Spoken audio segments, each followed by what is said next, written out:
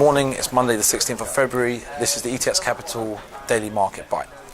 Japanese shares touched an 8-year high on Monday following a recent close on the Dow Jones, breaking all-time records, with investors cautiously optimistic the EU will make some progress this week on the debt deal in relation to Greece. The S&P index closed at a record high on Friday as energy shares really pushed on with gaining with oil prices, while the Nasdaq index hit a 15-year high helped by tech stocks. The Dow Jones closed actually at 118.19.35, and that's rising up 46.97 points. The S&P gained 51 points, or 0.41% to 2096.99, a record high. The Nasdaq Composite added actually 36.22 points, so that's 0.75% to 48.93.84. In the FX space, without a clear outcome on Greece, I mean, there appears to be quite a tight range against the euro. I mean, we're looking at the euro dollar here, been drifting within a range of 112.62 to 115.34, just currently trading at just above 114 at 114.06. Against the yen, the euro was steady at 135.2 off a 3-week peak of 136.70 that was reached last Thursday.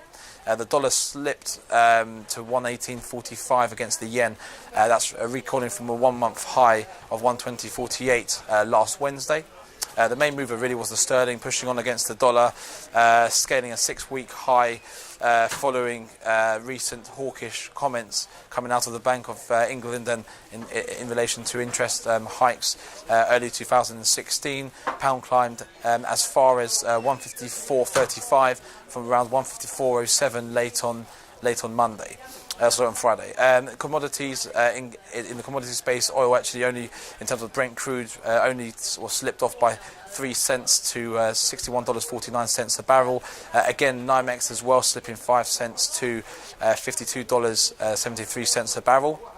HSBC in the equities space has come out and apologised to its customers and investors in terms of past practices at its Swiss private bank, and after allegations about helping hundreds of clients to dodge taxes.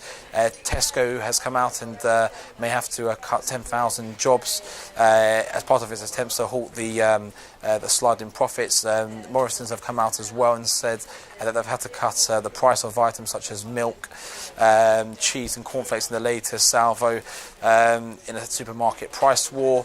Barclays, we've had the New York judge rejecting Barclays' effort to dismiss State Attorney General Eric Schneiderman's lawsuit accusing of its defrauding clients in relation to high-speed trading and dark pool trading platform. And today, in terms of data, we've had good data that's come out from the Bank of Japan, with annualized profits up 2.2% in the 3 months of December. In the preliminary reading, what was actually forecasted was 3.7%, so that's still 1.5% down on what was actually anticipated.